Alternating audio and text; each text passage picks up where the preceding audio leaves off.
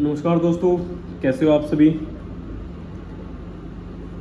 पढ़ाई अच्छी चल रही होगी आपकी सभी की। ऐसे ही आगे पढ़ते रहिए।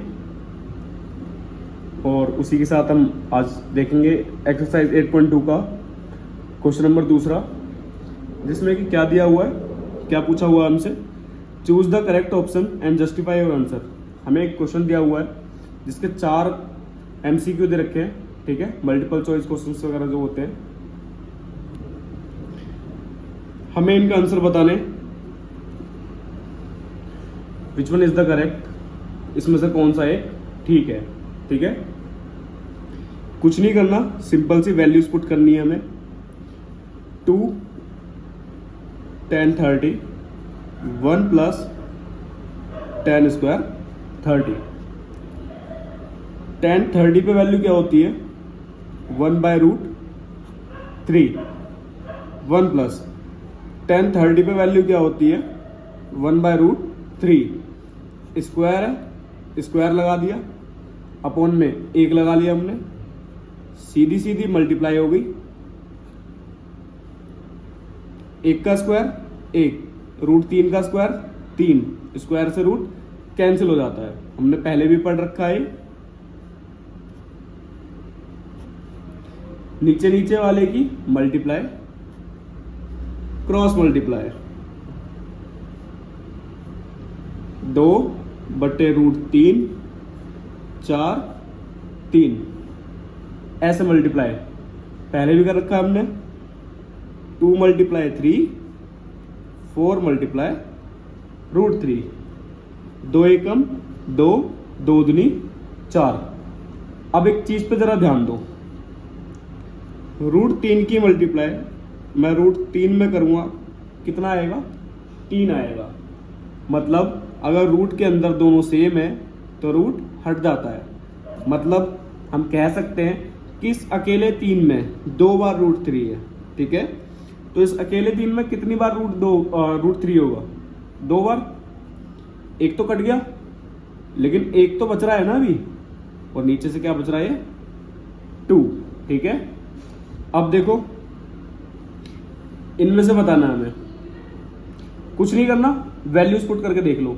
sin 60 पे वैल्यू कितनी होती है √3, यही आ रहा है हमारा, इसका मतलब ये आंसर हमारा करेक्ट है, ठीक है।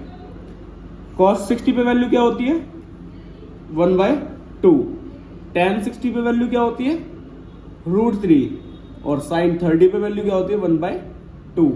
लेकिन हमारा आंसर क्या आ रहा था √3/2, इसलिए हमारा आंसर क्या होगा sin 60। फर्स्ट आंसर हमारा करेक्ट होगा, ठीक है। अब सेकंड क्वेश्चन क्या है हमारे पास, 1 - 10 स्क्वायर 45, 1 + 10 स्क्वायर 45, और इनमें से एक आंसर करेक्ट होगा, ठीक है। सिंपल, इसकी वैल्यूज पुट कर देंगे हम।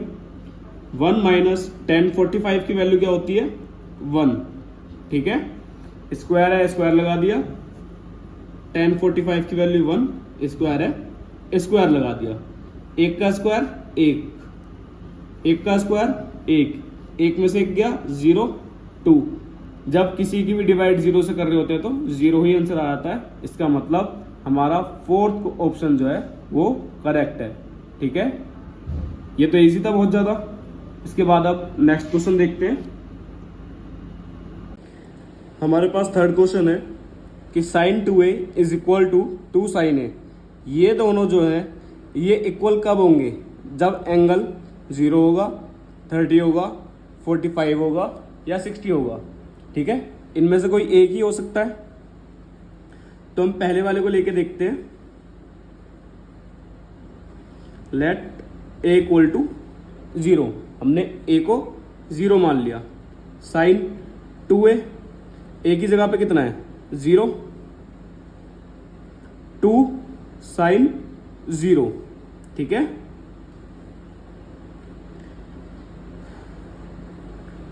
टू की मल्टीप्लाई 0 में 0, और साइन 0 की वैल्यू 0, ठीक है। साइन 0 की वैल्यू 0, उसकी मल्टीप्लाई 2 में करेंगे तब भी 0, इक्वल आ गया। इसका मतलब ये दोनों इक्वल होंगे किस पे, एंगल 0 पे, ठीक है। एंगल 30 पे इक्वल नहीं होंगे, 45 पे इक्वल नहीं होंगे, 60 पे भी इक्वल नहीं होंगे, सिर्फ 0 पे हो सकते हैं, ठीक है। नेक्स्ट क्वेश्चन देखते हैं। तो हमारा नेक्स्ट क्वेश्चन है 2 tan 30 upon 1 minus tan square 30 किसके इक्वल है। चेक करते हैं, चलो। tan 30 की वैल्यू 1/√3, 1 माइनस tan 30 की वैल्यू 1/√3, स्क्वायर है, स्क्वायर लगा दिया, अपॉन में 1, सीधी सीधी मल्टीप्लाई, 1 माइनस 1 का स्क्वायर 1, स्क्वायर से रूट कैंसिल, अपॉन में 1, नीचे नीचे वाले की मल्टीप्लाई, क्रॉस मल्टीप्लाई, और ऊपर से तो सेम ही आ रहा है, 2/√3, 3 में से 1 गया 2, यहां से क्या बच रहा है 3, उसके बाद ऐसे ऐसे मल्टीप्लाई, 2 की मल्टीप्लाई 3 में, 2 की मल्टीप्लाई √3 में, कैंसिल हो गया। मैंने पिछले क्वेश्चन में ही बताया था कि इसमें 2 बार √3 है, √3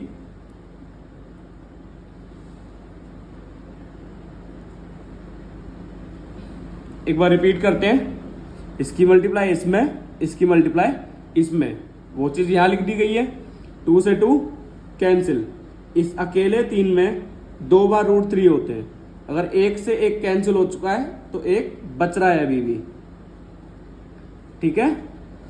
√3 किस पे होता है, tan 60 पे होता है, ठीक है। तो इसका आंसर ये हो गया। sin 30 कितना होता है 1/2, ये √3/2 और ये 1/2, ठीक है। यहां तक समझ आया। अब नेक्स्ट क्वेश्चन देखते हैं। हमारा नेक्स्ट क्वेश्चन क्या है, कहता है यदि tan a प्लस बी क्या है, ये एंगल्स है, ठीक है, दो एंगल्स का सम है ये।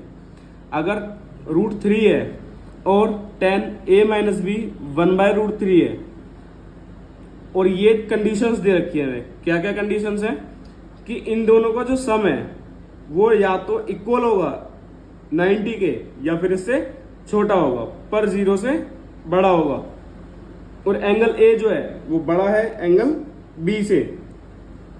हमें पता लगाना है कि ए कितना है और बी कितना है, ठीक है। शुरू करते हैं। tan a plus b equal to √3, tan a plus b, ये वैल्यू किस पे होती है, tan 60 पे होती है, ठीक है। आप क्या होगे कि भाई ये वैल्यू तो tan 30 पे भी होती है, आपने ये क्यों नहीं लिखा।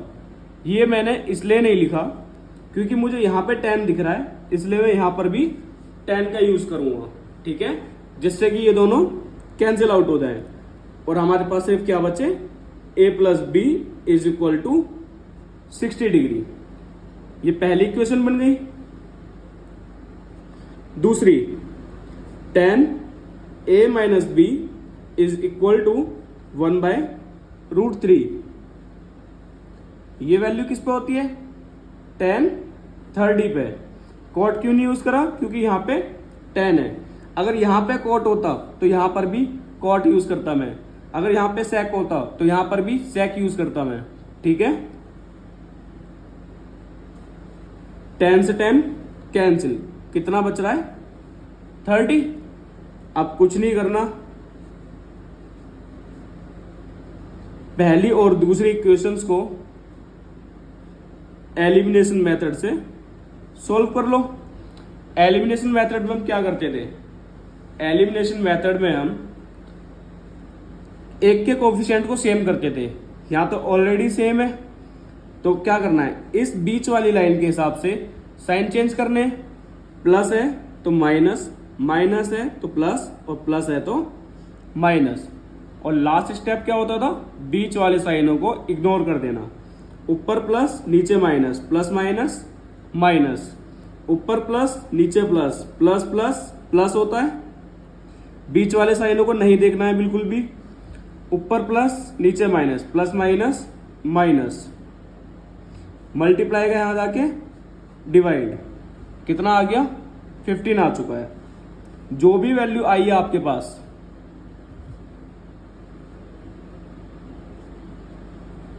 उसे आप किसी भी एक इक्वेशन में रख देना। a plus b is equal to 60। b की वैल्यू कितनी आई है 15, प्लस का यहां जाके माइनस, माइनस करके 45। ठीक है, हमारे पास एंगल a कितना आया 45, एंगल b कितना आया 15। ठीक है, यही हमारा फाइनल आंसर है। आज का लास्ट क्वेश्चन देखते हैं अब हम। हमारा लास्ट क्वेश्चन क्या है, हमसे ये पूछा हुआ है कि ये ट्रू है या फॉल्स है। हमें पहला क्वेश्चन क्या दे रखा है इसमें कि साइन a प्लस बी ये एंगल्स है। ठीक है, डिफरेंट डिफरेंट एंगल्स है। साइन a प्लस बी क्या इक्वल है sine a plus sine b के। हम मान लेते हैं कि एंगल a कितना है 30 और एंगल b कितना है 60। ठीक है, यही दोनों मैंने क्यों माने, क्योंकि हमें 90 पे वैल्यू पता होती है। जैसे आप मान लो, आप क्या हो कि भाई मैं 10 मानूंगा, दूसरा 20 मानूंगा, आपको साइन 10 की वैल्यू पता है नहीं, साइन 20 की वैल्यू पता है नहीं, तो वैल्यूज ऐसी मानोगे जो आपको पता हो। ठीक है, साइन a प्लस बी कितना बनना है 90, साइन a साइन 30, साइन 30 पे वैल्यू 1/2, साइन 60 पे वैल्यू √3/2, साइन 90 पे वैल्यू कितनी होती है 1। अगर नीचे सेम तो ऊपर भी सेम। क्या है दोनों बराबर हैं? नहीं, इसका मतलब ये इक्वल नहीं है, ये क्या है फॉल्स है। ठीक है, सेकंड क्वेश्चन देखते हैं। सेकंड क्वेश्चन है कि क्या value of sine theta increase होती है जैसे जैसे थीटा इंक्रीज होता है। भाई साइन थीटा ये 0 है, ये 30 है, ये 45 है, ये 60 है और ये 90। इस पे वैल्यू 0, 1/2, 1/√2, √3/2 और ये 1, 0। इसे डिवाइड करोगे तो 1.5 सॉरी 0.5, 1 इसकी वैल्यू क्या होती है 1.414। डिवाइड करोगे इससे बड़ा आएगा, इससे बड़ा आएगा और लास्ट में 1 आएगा। ठीक है, तो आप देख रहे हो कि जैसे जैसे थीटा इंक्रीज हो रहा है वैसे वैसे आपकी वैल्यू भी इंक्रीज हो रही है। ठीक है, सिंपल सा देखो तो 0 से 1 पहुंच रहा है ना, वैल्यू बढ़ रही है ना, तो इसका मतलब उसने यही पूछा था कि क्या जब साइन थीटा बढ़ता है, जब थीटा बढ़ता है, यस, थीटा बढ़ने से इसकी साइन थीटा की वैल्यू भी बढ़ती है, तो ये क्या हो जाएगा ट्रू हो जाएगा। ठीक है, पहले क्वेश्चन की तरह सेम है, बस उसमें साइन पूछा था और यहाँ पे कॉस पूछा हुआ है। कहता है कि क्या कॉस थीटा की वैल्यू सॉरी कि क्या कॉस थीटा की वैल्यू बढ़ती है अगर थीटा इंक्रीज हो रहा है तो। ठीक है, तो 0 पे वैल्यू 1 या √3/2, 1/2, 1 और 0। देखो 1 से ये कहाँ चली गई है 0 पे, तो ये बढ़ रही है या घट रही है?